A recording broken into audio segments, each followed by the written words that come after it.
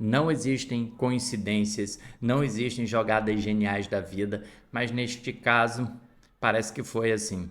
Porque quando eu montei a grade da edição 26 do Clube do Crítico, eu já havia programado, nunca, raramente, às vezes sempre, para ser o quarto filme da edição. E calhou de nessa semana está acontecendo um retrocesso sobre os direitos da mulher em relação ao próprio corpo, ao ser discutido esse tema dentro da Câmara Federal. E o filme se tornou muito mais relevante e acaba que merece um vídeo que nos remete, nos obriga a revisitar esse jovem clássico do cinema contemporâneo norte-americano. Ele é dirigido pela Eliza Hittman, que é uma diretora que no seu terceiro longa-metragem já tem uma linguagem estilística muito característica. Ela gosta de narrar histórias de jovens adultos. Desde o seu primeiro filme Parece Amor, em que ela relata as experiências de uma garota de 14, 15 anos de idade, ou no seu segundo filme Ratos de Praia, que relata de um homem de 17 anos de idade aproximadamente, aqui nós temos a Autumn, que é uma garota de 17 anos que descobre estar grávida. E esses três personagens não têm apenas a relação etária, mas também tem uma relação emocional muito forte pela diretora, que são personagens emocionalmente reprimidos, que eles falam muito pouco sobre aquilo que eles sentem. Eles agem, mas eles expressam muito pouco o que eles porventura estejam sentindo em relação a seus diversos conflitos, caso em que a Autumn se torne emblemática. E não apenas isso, o estilo da diretora é tão forte que as narrativas mais realistas barra naturalistas obrigam-nos a nos aproximar desses personagens com câmeras que ficam muito próximas do rosto deles, tentam nos ajudar a entender o que esses personagens escondem nos seus cofres emocionais dentro de si. Mas, especificamente sobre Nunca, Raramente, Às vezes, Sempre, ele não é necessariamente um filme sobre aborto. Ele é um filme que atravessa o tema do aborto para discutir um outro tema, que é o tema da sororidade. O aborto dentro da narrativa é um direito, ainda que um direito relativamente precário, já que a Autumn não pode acessar esse direito na Pensilvânia sem ter o consentimento dos pais. Então ela precisa viajar para Nova York acompanhada da sua prima, a Skyler, para que ela faça o procedimento.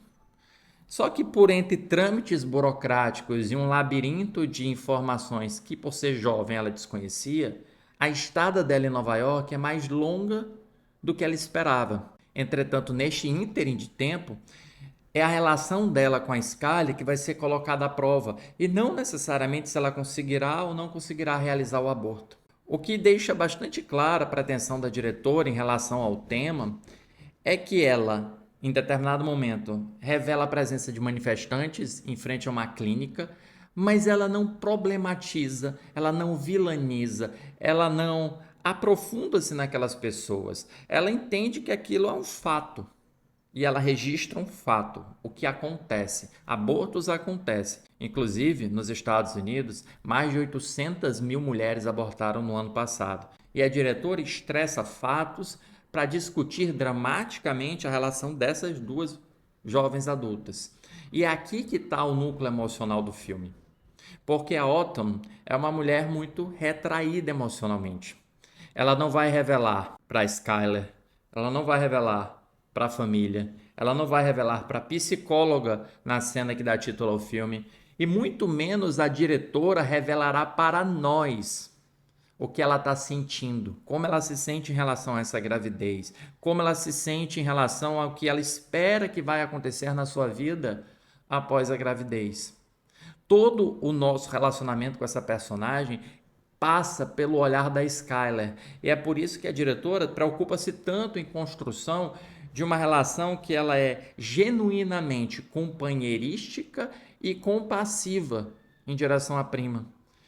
A Skyler, ela olha com atenção, com preocupação, com interesse. Ela não julga. Ela está do lado da prima para os momentos em que a prima precisa.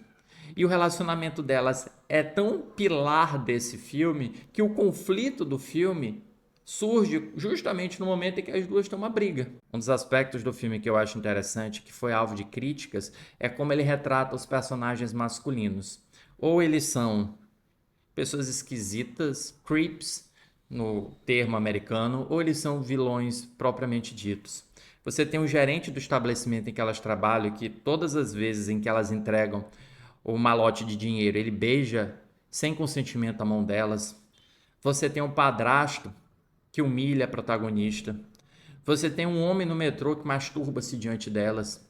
E você tem a figura do Jasper, que, embora seja aparentemente o mais inofensivo dos homens da narrativa, é um homem que vai ajudá-las em troca de algo. Mas não são apenas os homens que são tratados assim.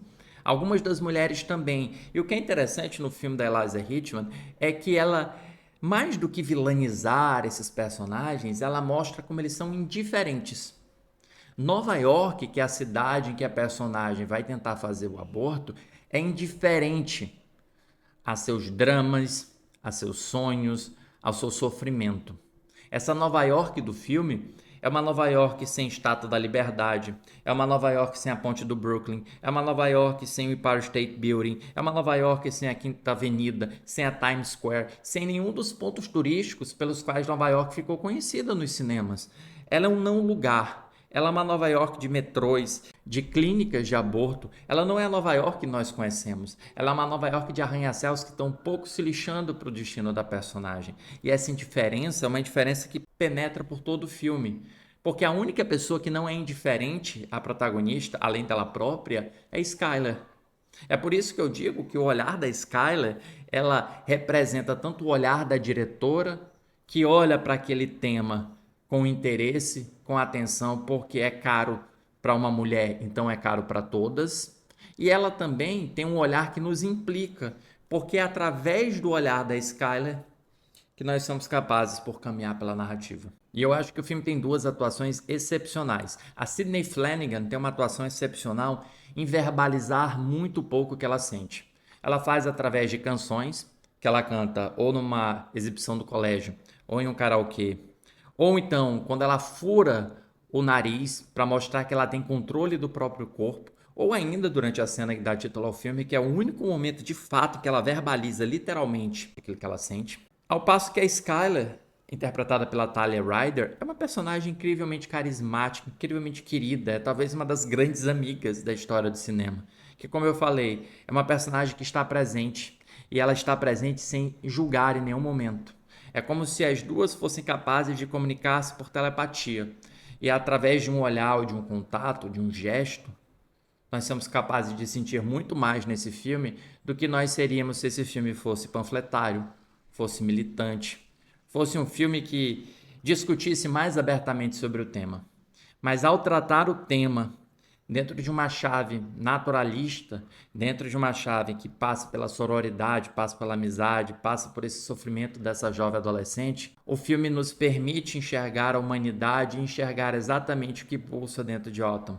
Para mim, para o meu gosto pessoal, sempre é bem melhor quando filmes discutem temas políticos e temas sociais iguais a esse, utilizando uma chave não propagandística, não panfletária, mas sim uma linguagem sensível, uma linguagem artística que consiga tocar bem fundo no coração do espectador e fazê-lo se importar. É sempre essa porta que precisa ser aberta para que a gente discuta os temas que vão fazer a nossa sociedade amadurecer. Nunca, raramente, às vezes, sempre está disponível para aluguel online nas plataformas digitais, e para o filme eu dou 4 estrelas e meia em 5.